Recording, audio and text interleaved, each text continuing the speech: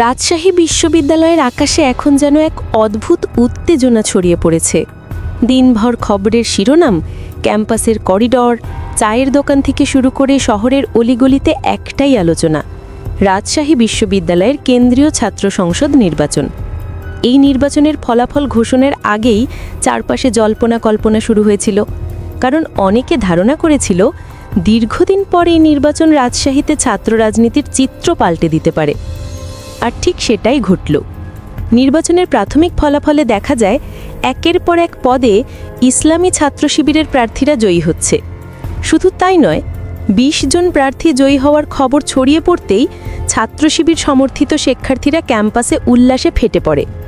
কিন্তু এই আনন্দঘন মুহূর্তটা বেশিক্ষণ টিকল না, কারণ এর কিছুক্ষণের মধ্যেই শহরের বাতাস অন্যরকম হয়ে যায়। হঠাৎ করে রাজশাহী শহরের বিভিন্ন স্থানে শুরু হয় বিক্ষোভ মিছিল। নেতৃত্বে রয়েছেন ছাত্রদলের কেন্দ্রীয় সভাপতি রাকিব, হাতে প্ল্যাকার্ড, গলায় মাইক আর মুখে স্লোগান। তারা দাবি করছে রাজশাহী বিশ্ববিদ্যালয়ে ভোট সুষ্ঠু হয়নি। তাদের কথায় অভিযোগ, ভোটের নামে প্রহসন হয়েছে, শিক্ষার্থীদের মতামতকে জোর করে দমন করা হয়েছে। কিন্তু প্রশ্ন উঠছে, যদি সত্যিই অনিয়ম হয়ে থাকে, তাহলে এত বড় ব্যবধানে ছাত্র শিবিরের প্রার্থীরা কিভাবে জয়ী হলো? এই প্রশ্নের উত্তর খুঁজতেই এখন পুরো রাজশাহী উত্তাল। ছাত্রদলের বিক্ষোভ ধীরে ধীরে রূপ নেয় তাণ্ডবে। শহরের বিভিন্ন স্থানে তারা টায়ার জ্বালিয়ে রাস্তা অবরোধ করে। স্লোগানে স্লোগানে মুখরিত হয়ে ওঠে রাজশাহী বিশ্ববিদ্যালয়ের আশেপাশের এলাকা। নির্বাচন বাতিল করো, পুনর্নির্বাচন দাও, এই দাবিতে তারা রাস্তায় অবস্থান নেয়।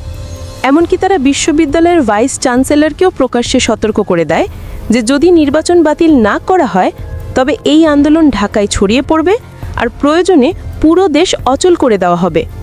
এটা শুধু হুমকি নয়, বরং এক ধরনের রাজনৈতিক বার্তা, যা এখন সারা দেশে আলোচনার কেন্দ্রবিন্দু।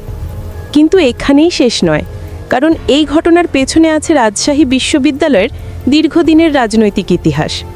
অনেকে বলছেন এটা কেবল একটি নির্বাচনের ফল নয়, এটা বাংলাদেশের ছাত্র রাজনীতির দিক পরিবর্তনের ইঙ্গিত।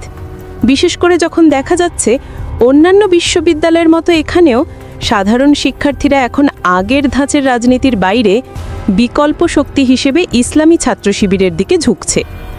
এই পরিবর্তনের কারণটা শুধু সংগঠনের নয়, বরং শিক্ষার্থীদের মানসিকতারও প্রতিফলন। তারা দেখতে পাচ্ছে যে সংগঠন মাঠে আছে, যারা নিয়মিত শিক্ষার্থীদের পাশে দাঁড়ায়, তারাই প্রকৃত নেতৃত্ব দিতে পারে। তাই যখন ফলাফল ঘোষণা হলো এবং দেখা গেল ছাত্র শিবিরের ২০ জন প্রার্থী বিপুল ভোটে বিজয়ী, তখন অনেকের চোখ কপালে উঠল। কারণ গত কয়েক বছর ধরে মূলধারার ছাত্র রাজনীতিতে শিবিরের প্রভাব এভাবে দেখা যায়নি। অথচ এই নির্বাচনে তারা যেন ঝড় তুলেছে। এই ফলাফলেই মূলত ক্ষোভ উগড়ে দেয় ছাত্রদল। তারা এই পরাজয়কে সহজভাবে মেনে নিতে পারেনি। অনেকে বলছেন এই প্রতিক্রিয়া মূলত তাদের রাজনৈতিক ব্যর্থতার বহিঃপ্রকাশ।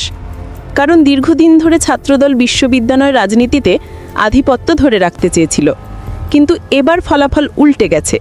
ফলে তারা দাবি তুলেছে এই নির্বাচন কারচুপি করা হয়েছে। কিন্তু প্রশ্ন হচ্ছে, যেখানে ভোটারদের উপস্থিতি ছিল ব্যাপক, শিক্ষার্থীরা নিজেরাই লাইনে দাঁড়িয়ে ভোট দিয়েছে, সেখানে কিভাবে কারচুপি সম্ভব? রাজশাহী বিশ্ববিদ্যালয়ের ছাত্রছাত্রীরা বলছেন তারা শান্তিপূর্ণভাবে ভোট দিয়েছেন এবং ফলাফল যেভাবে এসেছে তা তাদের ভোটের প্রতিফলন। তাদের মতে ছাত্রদলের এই আন্দোলন আসলে নির্বাচনী পরাজয় আড়াল করার কৌশল মাত্র। রাজশাহী শহরের উত্তপ্ত পরিস্থিতি আরও জটিল হয়ে ওঠে যখন ছাত্রদলের বিক্ষোভ রাজপথ ছাড়িয়ে বিশ্ববিদ্যালয় এলাকার ভেতরেও ছড়িয়ে পড়ে।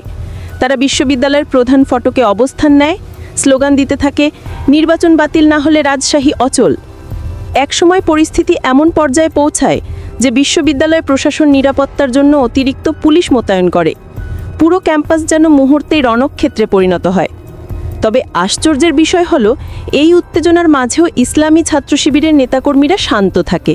তারা কোনো পাল্টা মিছিল বা উত্তেজনামূলক প্রতিক্রিয়া দেখায়নি, বরং একে গণতান্ত্রিক বিজয়ের ফল হিসেবে আখ্যা দিয়েছে। সামাজিক যোগাযোগ মাধ্যমে তারা লিখেছে, এটা শিক্ষার্থীদের ভোটের বিজয়, এটা পরিবর্তনের সূচনা। তাদের এই সংযত অবস্থান অনেকের নজর কেড়েছে। সাধারণ শিক্ষার্থীর একাংশ বলছেন, যারা ভোটের মাধ্যমে জিতেছে তারা আনন্দ করছে, আর যারা হেরে গেছে তারা বিক্ষোভ করছে। এই দৃশ্যটাই এখনকার বাস্তব। রাজশাহীর স্থানীয় মানুষও ঘটনাটিকে দুই দিক থেকে দেখছে। একদল মনে করে ছাত্র শিবিরের এই জয় পুরোপুরি শিক্ষার্থীদের ভোটে অর্জিত, অন্য দল আবার মনে করে বিশ্ববিদ্যালয় প্রশাসনের ভূমিকা নিয়ে প্রশ্ন উঠতে পারে। কিন্তু এখনও পর্যন্ত কোনো প্রমাণ পাওয়া যায়নি যে নির্বাচনে সরাসরি অনিয়ম হয়েছে। বরং নির্বাচন পর্যবেক্ষণ করা শিক্ষক এবং শিক্ষার্থীদের অনেকেই বলছেন এবার রাজশাহী বিশ্ববিদ্যালয়ের ভোট ছিল তুলনামূলকভাবে শান্তিপূর্ণ এবং শিক্ষার্থীরা যাদের উপযুক্ত মনে করেছে তাদেরকেই ভোট দিয়েছে। তাহলে প্রশ্ন আসে, ছাত্রদল কেন এমন বিক্ষোভে নামল? রাজনৈতিক বিশ্লেষকরা বলছেন এটা মূলত একটি মানসিক প্রতিক্রিয়া। যখন কোনো রাজনৈতিক সংগঠন দীর্ঘদিন ধরে ক্ষমতার বাইরে থাকে তখন তারা ছোট একটি পরাজয়কেও বড় অপমান হিসেবে নেয়। রাজশাহী বিশ্ববিদ্যালয়ের নির্বাচন তাদের কাছে ছিল একটি মর্যাদার প্রশ্ন, যেখানে পরাজয় মানে রাজনৈতিক বার্তা যে ছাত্র সমাজ আর তাদের পাশে নেই। এই বাস্তবতাটাই তারা মানতে পারছে না, তাই তারা অনিয়ম শব্দটা সামনে এনে চেষ্টা করছে নিজেদের ব্যর্থতা ঢাকতে। কিন্তু এতে উল্টো ফল হচ্ছে, কারণ রাজশাহীর সাধারণ মানুষ এখন বলছে যারা হেরে গেছে তারাই আগুন জ্বালাচ্ছে। সেই আগুনে পুড়ছে শিক্ষার পরিবেশ, ক্ষতিগ্রস্ত হচ্ছে বিশ্ববিদ্যালয়ের স্বাভাবিক কার্যক্রম। এমনকি রাজশাহী শহরের দোকানপাটও একদিনের জন্য বন্ধ রাখতে বাধ্য হয়, কারণ বিক্ষোভে উত্তেজিত ছাত্রদল সমর্থকরা কিছু জায়গায় যানবাহনে ভাঙচুর করে। পুলিশের সঙ্গে তাদের ধাওয়া পাল্টা ধাওয়ার ঘটনাও ঘটে, ফলে শহর জুড়ে এক ধরনের আতঙ্ক তৈরি হয়। তবে সবচেয়ে বড় বার্তা এসেছে ছাত্রদলের কেন্দ্রীয় সভাপতি রাকিবের বক্তব্য থেকে। তিনি রাজশাহীতে দেওয়া এক বক্তব্যে বলেন, এই নির্বাচন বাতিল না হলে আমরা ঢাকাকে অচল করে দেব।